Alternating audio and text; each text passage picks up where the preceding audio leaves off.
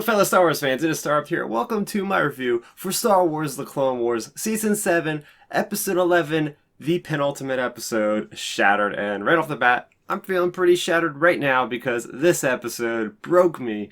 This was Order 66. Finally realized in Star Wars The Clone Wars, ever since we got the word that there's going to be the Clone Wars, we get the first movie with Rex and with Ahsoka, we're wondering what's going with these characters during Order 66, and finally we have the answer. And I was really not looking forward to this because I knew it would make me sad.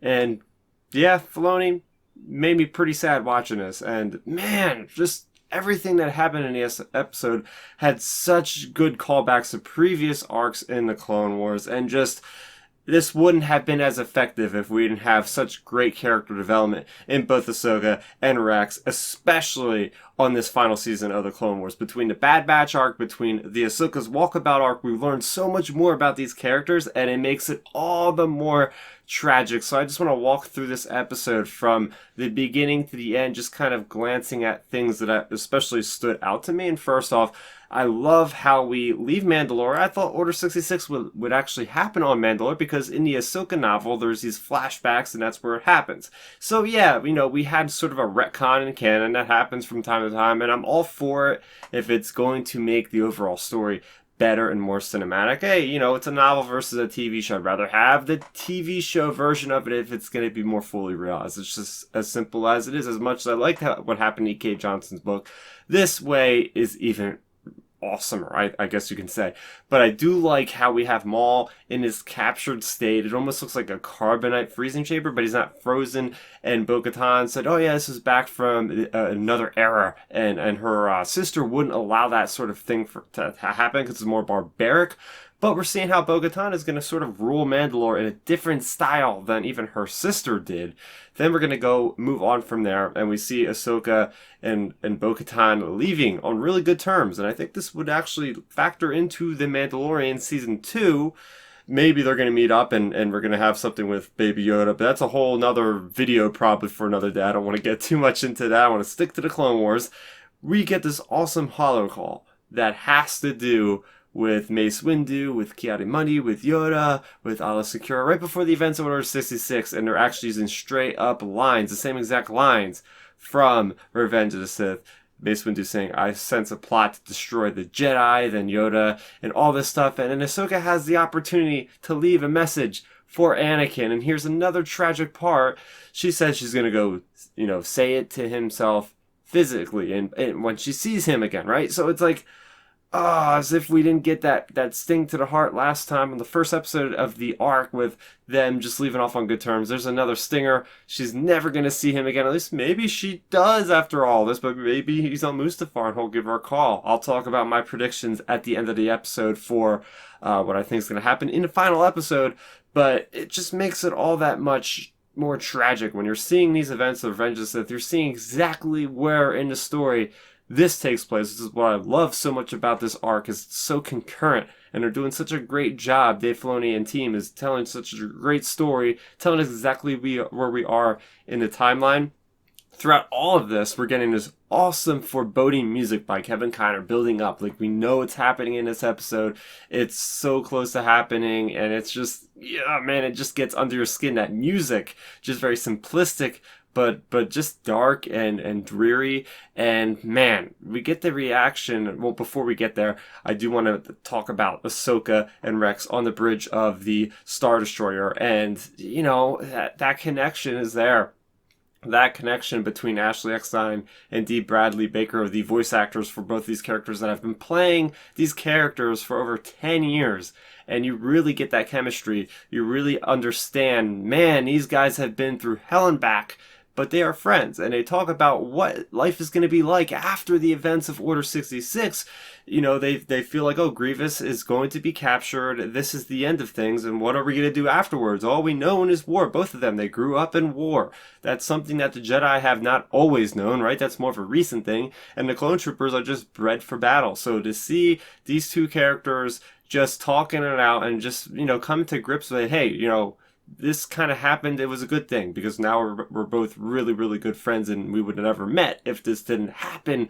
And again, that makes it more tragic when you know a few seconds later that Rex is trying to kill Ahsoka. But before we get there, we have this awesome sort of like what happens with Ben Kenobi on the Millennium Falcon in the original Star Wars. Like, he feels all these people dying, and you're seeing in Ahsoka's face, you're seeing like her reaction to or Anakin turning to the dark side.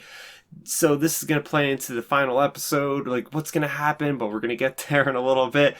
But we get to Order 66, and you see Maul's reaction to it. You see Ahsoka, and Rex is just shaking, trying to, steady his aim, and he's saying something about fives, and that's what alerts Ahsoka, the very clever woman she is, to go and find this data that maybe there's a connection between what the clones is doing and what this Fives was up to. Maybe she heard stories, but she did hear his name mentioned by Rex, who couldn't control it. And yeah, the rest of this episode is fantastic. You see Ahsoka actually not really teaming up with Maul. I love her reaction to taking him out. Like, you're going to be a distraction. I'm not even going to give you weapons. But then we see a sort of pseudo Vader Maul scene where he's going from like Rogue One, going through a hallway, using the Force.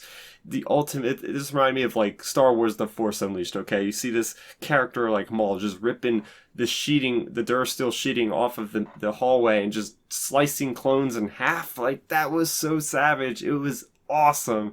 And we get to the end, and Ahsoka somehow, a miracle happens. She uses the Force. I'm one with the Force. The Force is with me. A great callback to Chirrut Îmwe from Rogue One. Just, oh man, everything in this episode was incredible. And then we leave off with this awesome cliffhanger where it's like, oh, the clones are coming through the door. We don't know where Maul is now. Oh man, I need to take a break, because it's just one of those quintessential Star Wars episodes that I think we'll be going back and watching time and time again. Well, this entire arc, really. But yeah, predictions real quick for the final episode. We're going to get another interaction with Maul. He's going to run away. He's going to go to Dathomir, and he's going to set us base for Crimson Dawn. I really do. I think we might get some thought of Anakin being dead and Ahsoka just giving up and knowing that it's the end. Anakin dead. He was killed by Darth Vader. I don't know if there's going to be any of the Emperor in here. We're going to get to see where Rex goes next. I mean, I guess he goes and gets his comrades out. Are we going to see the Bad Batch? Are we going to see him with Echo, Jesse, or any of these other well-known clone troopers? There's just so much to break down. Is she going to talk to Obi-Wan Kenobi? Are we going to leave off right where she leaves off in the Ahsoka novel? It's just crazy, because they're on their way to Coruscant, and they're in hyperspace. So where is she going to go next? How is she going to get off the ship? Is she going to go to Coruscant? Is she going to meet with the Martez sisters, who are going to get her out of there? There's just so many possibilities. And the crazy part is we only have to wait like 2 days, because this episode is coming out on May the 4th, which is Monday.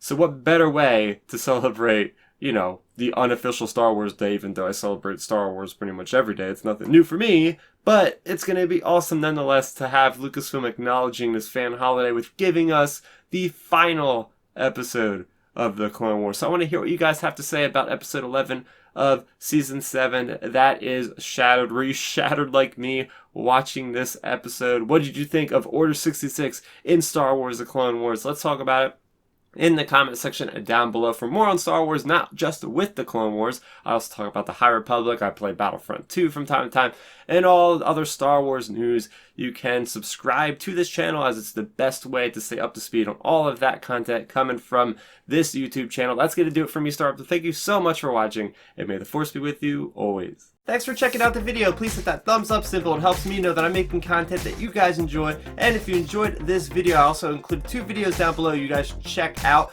And please consider subscribing to this channel. It helps support me, and it notifies you guys of when I get new videos up on the channel. You can also contact me on Twitter, Facebook, and Instagram at Starrapter.